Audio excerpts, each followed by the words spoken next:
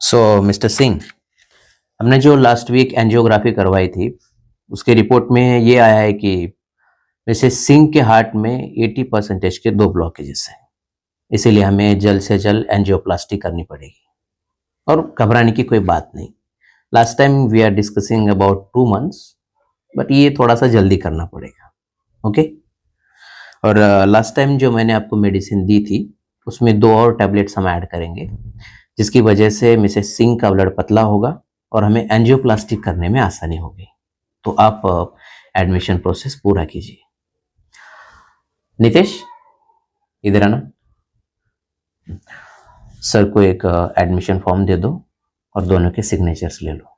और हाँ, मरियम सिस्टर को कहना कि मंडे मॉर्निंग 8 o'clock आपके लिए। ओके, हाँ, Monday morning 8 o'clock appointment book करना ओटी का। ओके, गो। और हाँ mister Singh, you don't have to worry about anything. This is the best hospital in the town. As you know, my all cases shown successful recovery. Mrs. Singh, don't worry. You are in safe hands. You will be fine soon. Okay?